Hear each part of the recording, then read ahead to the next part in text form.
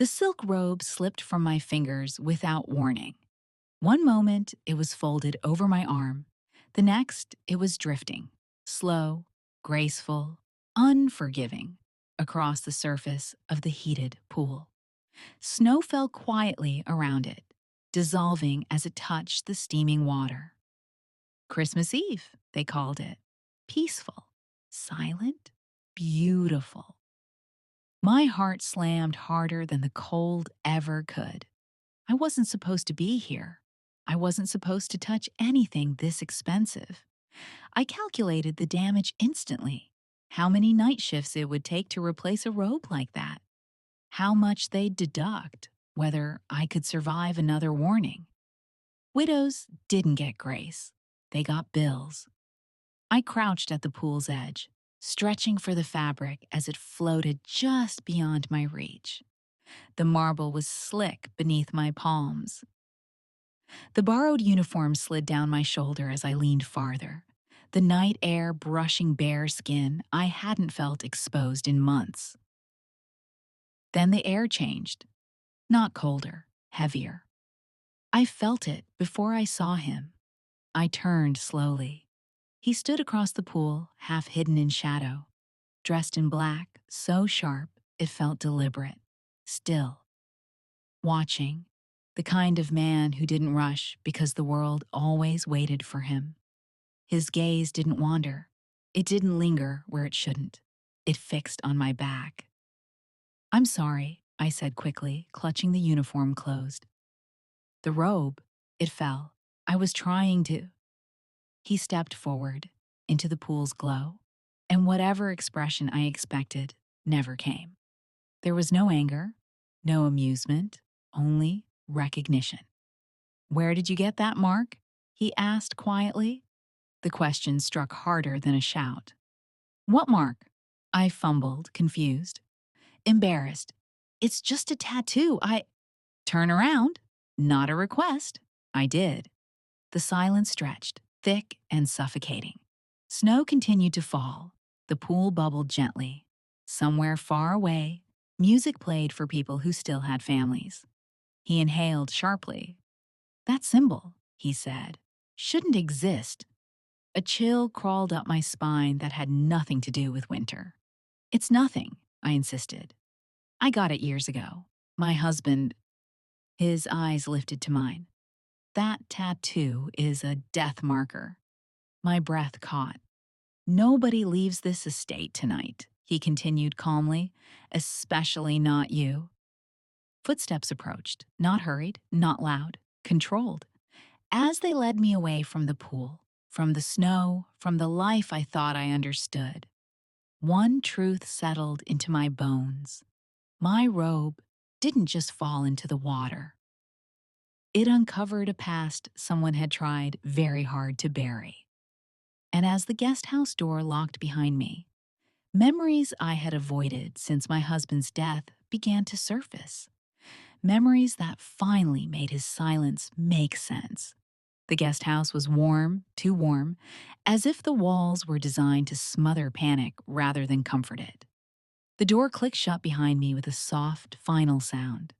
No slam, no drama, just certainty. Minutes passed, or maybe it was longer.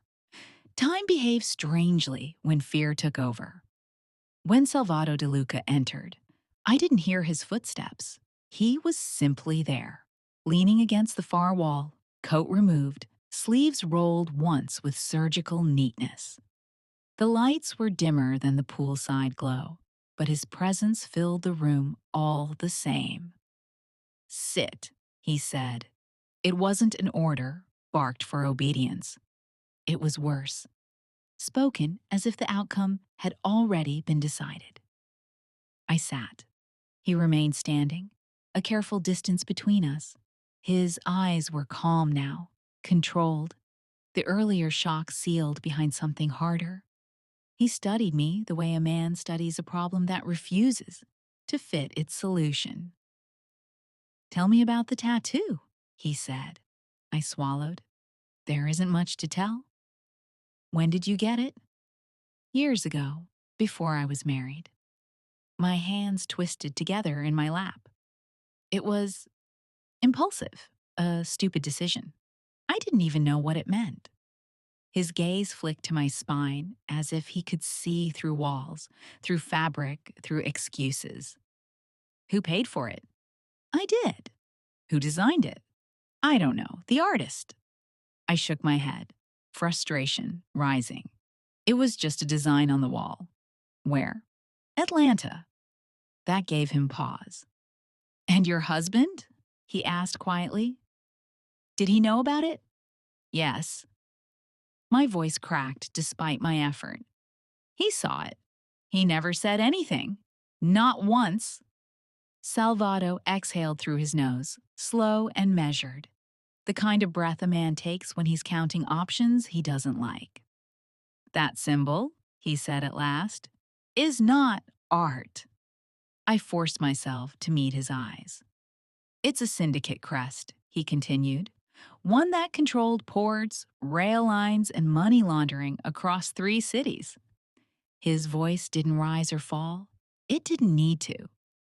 5 years ago, it was erased. My stomach tightened. Erased how? I asked, even though I already knew the answer. Completely. His gaze sharpened.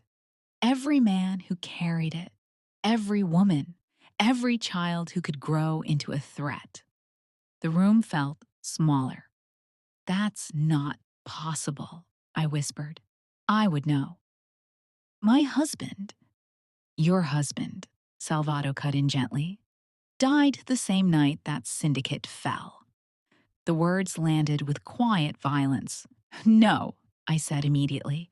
He died in an accident. That's what they told me. A crash.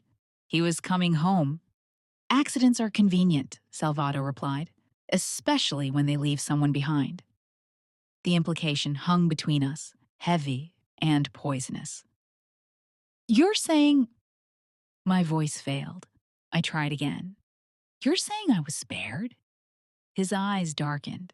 I'm saying you were left. Silence swallowed the room. Somewhere outside, wind pushed against glass. I felt suddenly exposed in a way that had nothing to do with skin. That mark on your back, Salvado said, is a death marker. It tells anyone who knows what they're looking at that you are unfinished business. I shook my head, a soft, broken motion. I didn't know. I swear to you, I didn't. I believe you. The admission startled me more than any accusation could have. Then why am I still here? I asked. If that mark means what you say it does, why am I breathing? His jaw tightened, the first visible crack in his control. By my own rules, he said slowly. You shouldn't be. The words were not cruel. They were factual. He turned toward the door and spoke without raising his voice. No one touches her. No one questions her. No files leave this estate. A murmur of acknowledgement came from the other side of the wall. She stays here, he added, alone. He looked back at me then, something unreadable passing through his eyes. For now. The door closed behind him. I sat in the quiet, long after, my heart pounding against truths I wasn't ready to face. Somewhere in the city, a war I didn't know existed had ended years ago. And somehow, impossibly, it had ended with me still alive. I didn't sleep. The guest house was silent except for the soft hum of heat moving through hidden vents, a sound too steady to be comforting. I lay on the edge of the bed, fully dressed, staring at the ceiling as memories I'd carefully packed away began to surface. Uninvited, relentless. I had loved my husband. That truth hurt more than the questions now clawing through my chest. He was gentle in public, attentive in quiet ways. He remembered how I took my tea. He kissed my forehead when he thought I was asleep. But there were silences threaded through our marriage, spaces he never filled. no matter how gently I asked. Late nights, calls he took outside, conversations that stopped the moment I entered a room. I told myself it was work. Everyone had secrets. Love, I believed, didn't need to know everything. The night he died, snow had been falling too. I remembered standing in the hospital corridor, numb, listening as a man with tired eyes told me there had been an accident, a collision. Wrong place, wrong time. The word slid over me without sinking in. Accidents happened. That was the cruel math of the world. I signed papers. I buried him. I survived. The door opened quietly. I sat up, my pulse racing. But it was Salvado who entered. Not guards, not shadows. He carried a slim folder in one hand. His expression was unreadable, but something had shifted. The sharp edge of threat had dulled into something colder. He sat across from me, placing the folder on the table between us. Your husband's name, he said, appears in places it shouldn't. My throat tightened. You said his death wasn't random. I said accidents are convenient. He opened the folder, sliding out a single photograph. I didn't recognize the men in it, but I recognized the symbol etched faintly on a wall behind them. The same curves, the same mark. The syndicate fell on a Tuesday, Salvado continued. Your husband died early Wednesday morning. I stared at the photograph until the room blurred. You're saying he was involved? I whispered. I'm saying he knew enough to be silenced. The grief I had learned to live with twisted into something sharper, hotter. He never told me, I said fiercely. If he was in danger, if I was, he would have protected me. Salvado watched me carefully. He did. The words cut deeper than any accusation. He left you alive, Salvado said. Marked, but untouched. That wasn't mercy. That was intention. I laughed then, a brittle, broken sound that surprised even me. So what? I was supposed to what? Wait, be a message? You were supposed to be proof, he replied, that someone survived. My chest ached, tears burned, but I didn't let them fall. Not yet. All those nights, I'd wondered why no one ever followed me, why no threats came, why grief, heavy as it was, never turned dangerous. Because I wasn't a loose end. I was a reminder. Anger surged where sorrow had lived for years. Anger at my husband for his silence. Anger at the men who decided my life could be used like this. Anger at myself for believing love was enough to shield me from truth. Salvado leaned back slightly, studying me, not as a problem now, but as a puzzle with layers he hadn't anticipated. You should have been found, he said, quietly. Others would have killed you for less. But you didn't, I said. Why? His eyes held mine, steady and unflinching. Because someone went to great lengths to make sure you remained invisible, he said. And that kind of planning doesn't end with survival. The implications settled between us, heavy and dangerous. Salvado closed the folder. Someone wanted you alive, he added. Long enough to matter. As he stood to leave, his gaze lingered. Not with suspicion now, but with something closer to intrigue. Behind him, the door closed softly. And for the first time since my husband's funeral, I understood the truth that changed everything. I hadn't been spared. I had been prepared. Morning came without sunlight. The guest suite had windows tall enough to frame the snowfall like art, but they didn't open. Everything else did. Drawers, closets. Bathrooms, larger than my old apartment. Luxury pressed in from every side, polished and immaculate, until it became suffocating. A cage didn't need bars when it was built from comfort. I paced the length of the room until my steps wore a path into the carpet. When the door finally opened, it wasn't with the violence I expected. It was a quiet knock, followed by Salvado's voice. "You may move freely on the grounds," he said from the doorway, "but never alone." Two men waited behind him, not guards in uniform. They wore tailored coats and neutral expressions, blending into the walls the way danger often did. "I'm not a prisoner," I said. "No," Salvado agreed. "You're a responsibility."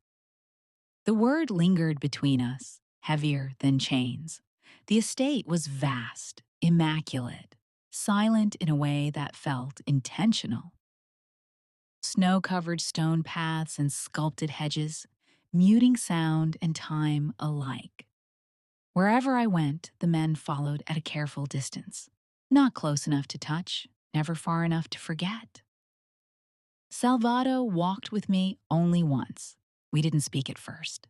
The crunch of snow beneath our shoes filled the space where conversation should have been. I felt his awareness like a current, constant and controlled. "You watch everything," I said finally. "Yes, even me, especially you," he didn't say. "Why?" I asked. He stopped near the edge of the pool, the same one that had changed everything. Steam rose from its surface, blurring the sharp lines of the world. "Because your existence creates instability," he said, "and instability attracts attention. And yet," I replied, "you haven't eliminated it." His jaw tightened. Our conversations became a strange dance after that. Brief exchanges in hallways, pauses heavy with things unsaid. He asked about my life in neutral tones: where I lived, what I did before my husband, how I slept now. I answered carefully, aware that every word weighed something I couldn't yet see. At night, Christmas lights flickered across the estate. Decorations, understated but precise. No laughter, no guests, just silence dressed in red and gold. "You don't celebrate," I observed one evening, as snow fell harder. "There's nothing to celebrate," he replied. The honesty in his voice startled me. I stopped walking and turned to face him fully. "If I'm already dead," I said quietly, "why are you still watching me?" The question hung between us, fragile and dangerous. For a long moment, Salvado said nothing. Snow dusted his shoulders, melting slowly into dark fabric. His eyes searched mine, as if weighing something he hadn't planned to confront tonight. "Because I don't want you to be," he said at last. The words were calm, controlled, but they changed everything. "You should," I pressed. "By your rules." "Yes." His voice lowered. "I should." He took a step closer, close enough that I could feel warmth radiating from him, a stark contrast to the cold air between us. "And yet," he continued, "every time I consider it, I see consequences that extend beyond you." "Like what?" I asked. "Like the person who ensured your survival," he replied, "and what they gain if you disappear." The truth settled in my chest like a slow-burning fire. I wasn't just being protected. I was being preserved. For leverage, for answers, for something neither of us could yet name. Snow fell thicker now, blurring the estate's edges. The world shrank to the space between us, charged, restrained, unsteady. "I won't run," I said quietly, "but I won't disappear either." His gaze sharpened, something close to approval flickering there. "That," he said, "is precisely the problem." As he turned away, issuing quiet instructions to the men waiting at a distance, I realized the shift had already happened. He wasn't deciding whether to keep me alive anymore. He was deciding how close he was willing to let me get. And somewhere between snow and silence, Salvado De Luca crossed a line he would never admit existed. The estate grew quieter as night deepened, as if even the walls understood that something fragile was unfolding. Snow fell steadily now, softening edges, erasing paths. Christmas Eve pressed in with a kind of stillness that felt ceremonial. Salvado didn't send for me. He came himself. I was standing by the window when I sensed him behind me. No announcement, no warning, just presence. Solid, deliberate, unavoidable. "You should be sleeping," he said. "I don't sleep anymore," I replied. He studied me for a moment, then nodded once, as if confirming something he already knew. He poured 2 glasses of amber liquid from a decanter I hadn't noticed before, and offered me one. I took it without comment. We stood there, the space between us charged, the silence thick with questions neither of us had asked yet. "You want to know why your husband died?" Salvado said finally. I didn't answer. I didn't have to. "I was part of the operation that dismantled the syndicate," he continued. His voice was steady, unflinching. "I signed off on the purge. I gave the orders." The words should have shattered me. Instead, they landed with a strange clarity, as if the truth had been waiting patiently for its turn. "You knew," I said quietly, "all this time." "I knew the mark," he replied. "I didn't know you." Anger rose, sharp and bright, but it didn't consume me. Grief had already burned that path too many times. "And my husband?" I asked. "Did you kill him?" Salvado met my gaze. "No, but I didn't stop it." That hurt more than a lie would have. I took a slow sip of the drink, letting the warmth steady my hands. "Then you understand something," I said. "I don't have anything left to lose." His jaw tightened. "That's not true." "It is," I insisted. "My life ended the night he died. Everything since has been survival." He stepped closer, the space between us narrowing until I could feel his breath, controlled but uneven now. "You shouldn't be here," he said. "You should hate me." "I do," I replied honestly, "and I still chose to stand here." The admission shifted something. Power moved. Not taken, not given, simply realigned. "I'm not asking you to save me," I said. "I'm not asking for mercy. I'm asking you to stop pretending this is only strategy." The silence that followed was electric. Salvado closed his eyes briefly, a fracture in the armor I hadn't seen before. When he opened them, restraint was still there, but thinner, strained. "I've built my life on control," he said. "Tonight, you make me forget it." "I don't want to be your weakness," I said softly. He reached out then, stopping just short of touching me, as if the decision itself carried weight. "You already are," he replied, "and that's what terrifies me." The moment stretched, balanced on the edge of consequence. I made the choice. Not out of desperation, not out of fear, out of clarity. When I closed the distance between us, it wasn't surrender. It was consent. To whatever came next, to the truth neither of us could undo. The world narrowed to breath and closeness, to the quiet acknowledgement that lines once sacred had blurred beyond recognition.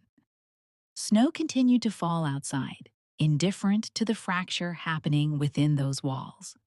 Later, how much later, I couldn't tell. We stood apart again.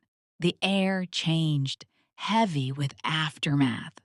Salvado turned away first, his composure carefully rebuilt, though something essential remained altered. "This doesn't change what's coming," he said. "I know," I replied. "It makes it worse." "Yes," I agreed, "but also honest." He looked at me then, not as a threat, not as a responsibility, but as a choice he had made and could not unmake. By morning, the estate would wake to the same snow, the same silence, but nothing else would be the same. And somewhere deep inside, I knew the night hadn't broken his control alone. It had bound us both to consequences neither of us could escape. By morning, the snow had stopped. The silence it left behind felt different, expectant, unsettled. The estate moved with quiet efficiency, but something beneath the surface had shifted. Doors opened and closed more often. Voices dropped when I entered rooms. No one mentioned the night before. That omission spoke louder than any confession. I noticed the first sign of trouble in the security room, though I wasn't supposed to be there. One of Salvado's men stepped aside just long enough for a wall of monitors to come into view. Several screens flickered with static where footage should have been. Playback from midnight to 3, someone said sharply. Corrupted, another voice replied. All of it. Not missing. Removed. The men exchanged glances that carried weight. Someone had accessed systems that weren't supposed to be touched. Someone with clearance. Or someone skilled enough to fake it. By the time I returned to the guest suite, the estate felt watched in a way it hadn't before. Salvado found me near the windows, staring out at the blank white garden. They know, he said, without preamble. Who? I asked, though I already suspected the answer.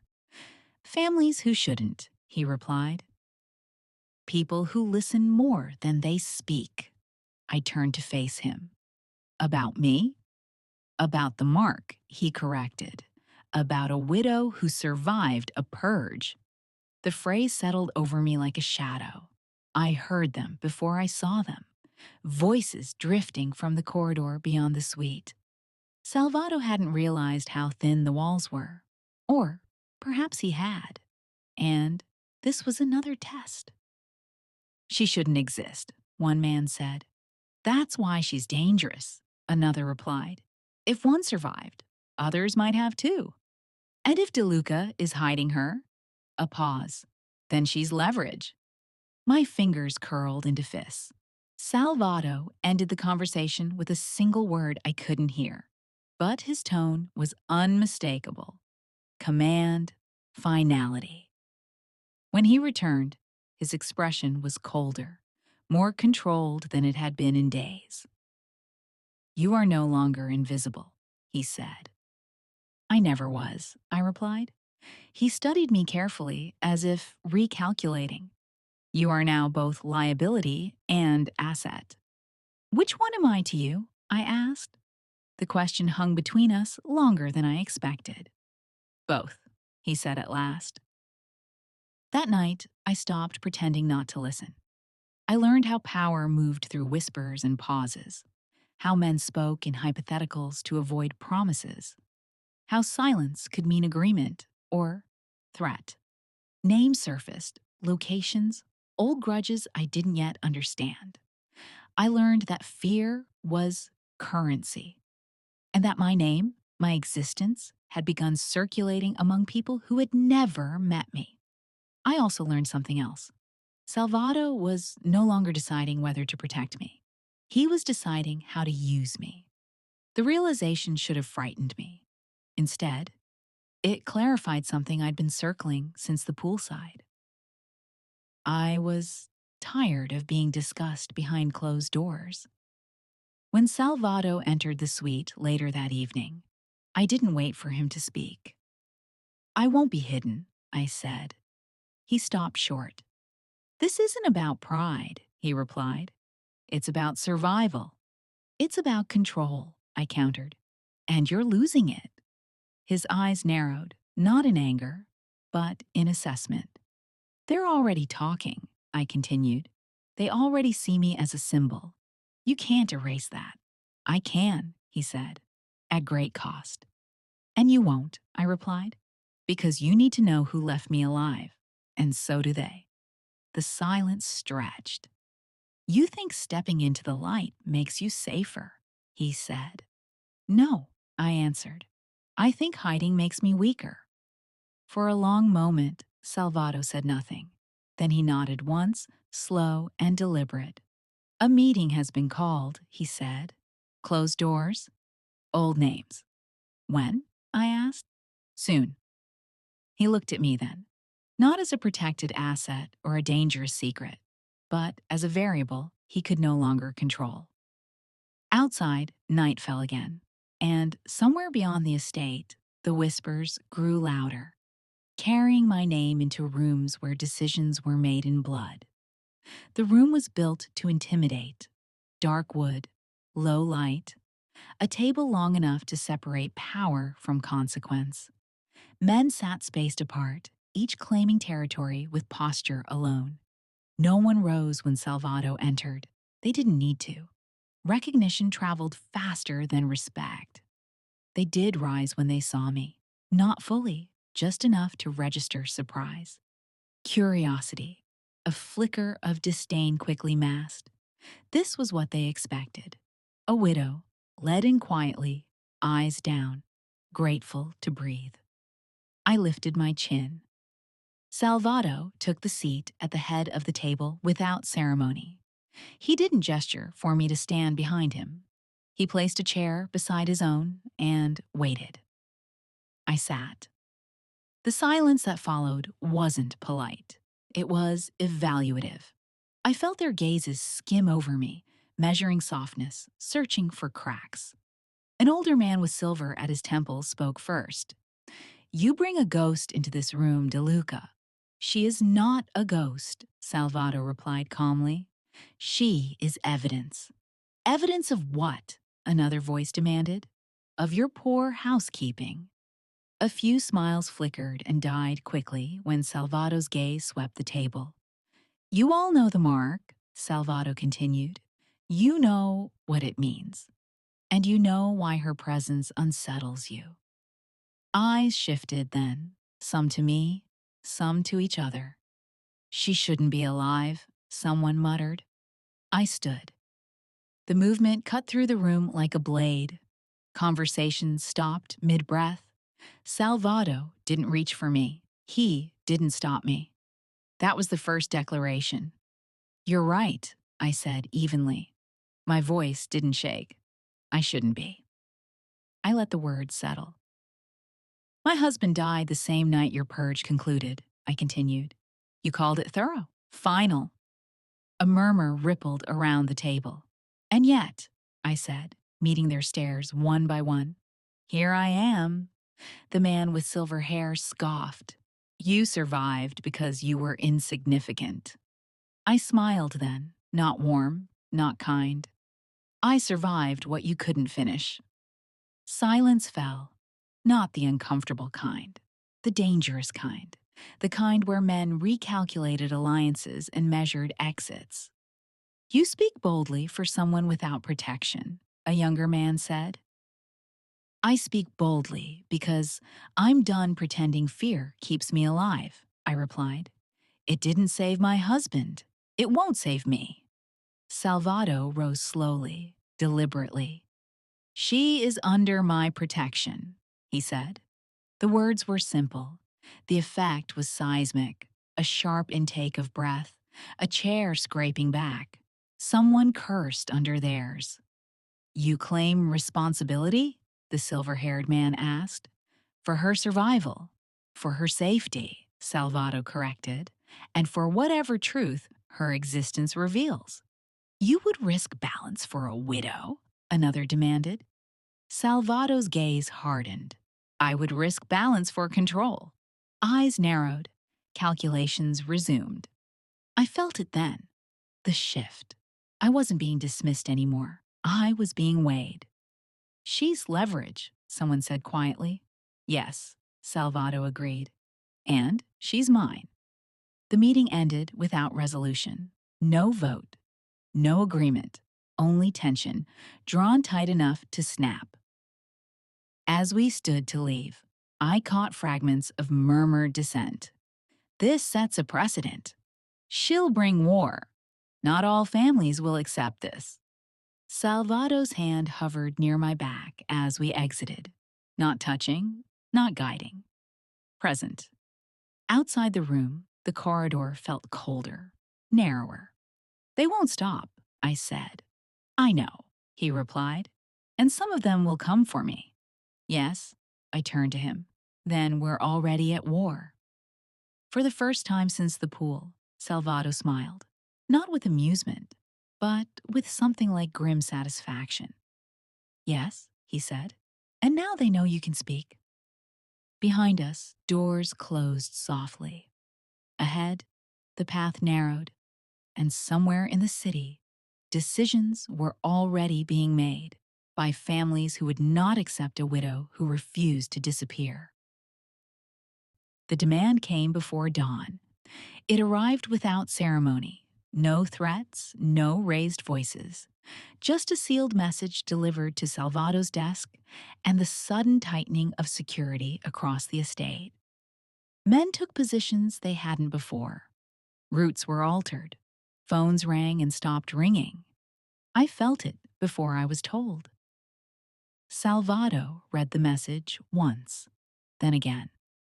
When he looked up, his face was composed in the way men learned when they had already accepted violence as an outcome. They want you surrendered, he said. The words were calm. Their meaning was not. To whom? I asked. Everyone, he replied. Anyone who believes your existence destabilizes the balance. And if you refuse? His jaw tightened. They'll test me. I stepped closer. And if you give me up? His eyes met mine, dark and unwavering. Then I proved them right. That night, representatives arrived, one from each family who mattered. They stood in the courtyard beneath bare winter trees, coats dark against the snow.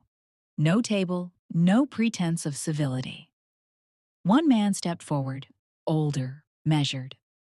This doesn't have to become war. Salvado didn't move. It already has. You harbor a liability, the man continued. Hand her over, and this ends cleanly. I waited for Salvado to look at me. He didn't. She is under my protection, he said. A ripple moved through the group. Protection is not ownership, someone snapped. Salvado finally turned then, his voice low, precise. In my world, it is. Silence followed, sharp, dangerous.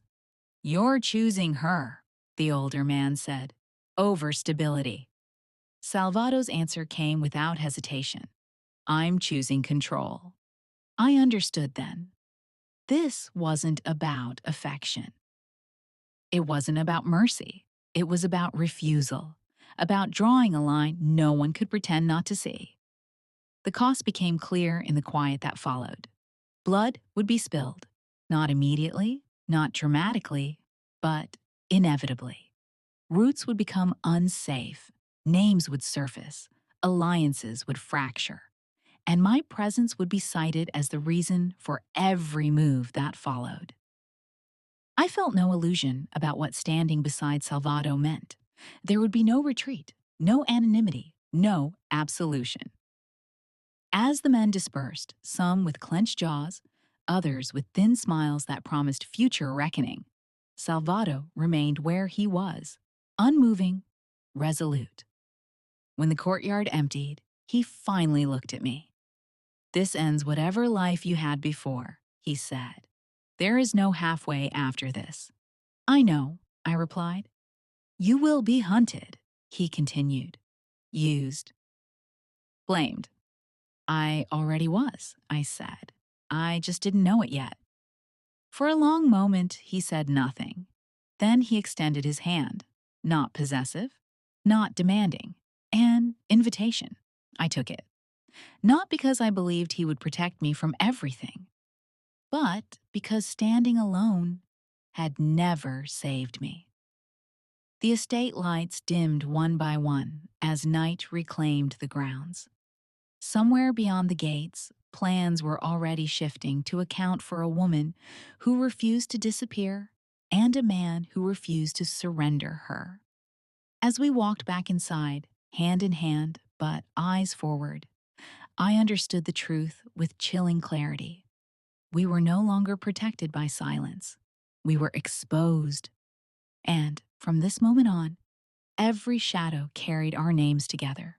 The city learned my name slowly, not from announcements or headlines, but through absence. Meetings postponed, routes altered, men choosing silence where threats once lived. Power did not need introduction. It announced itself through behavior. I stopped being hidden. I stood beside Salvado when he walked through rooms that once would have swallowed me whole. I did not trail behind. I did not wait to be spoken to. When I entered, conversations adjusted, chairs shifted, silence followed. Not dismissive, but attentive. I learned how to wear it. Confidence did not arrive as arrogance. It settled like armor, quiet, fitted, earned. I spoke less. I listened more. When I did speak, it was deliberate. Men who underestimated me once learned quickly that silence could be more dangerous than threats. I watch Salvado differently now, too. Where once I saw control, I now saw calculation layered with restraint. Where others saw possession, I understood partnership forged by consequence. He did not shield me from his world. He taught me how it breathed, and I adapted. The mark on my back stopped feeling like a curse. It became a reminder of survival, of unfinished stories, of power mistaken as eradicated. I no longer flinched when eyes lingered too long or when whispers followed me down corridors. Let them whisper. Visibility was its own defense. One evening, as snow returned to the city like an echo of where it all began, Salvado and I stood on the balcony overlooking the lights below. The same cold air brushed my skin, but this time, I did not feel exposed. "You've changed," he said. "So have you," I replied. He considered that, then nodded once. Acceptance without apology. "They will test you," he warned. "Again." "I know," I said calmly. "They always do." His gaze held mine, something unspoken passing between us. Not romance, not illusion, recognition. I was no longer a liability he carried. I was a force he accounted for. The robe, silk, fragile, insignificant, had slipped into the pool on Christmas Eve by accident. But what followed was no mistake. It uncovered a truth buried beneath grief and silence. It revealed a lineage men thought erased, a woman they thought disposable, a queen they never anticipated. As the city stretched beneath us, restless and waiting, I understood something with clarity that did not frighten me. This was not an ending. It was a declaration. And somewhere in the dark, the world was already adjusting to the fact that I had survived and that I was done disappearing.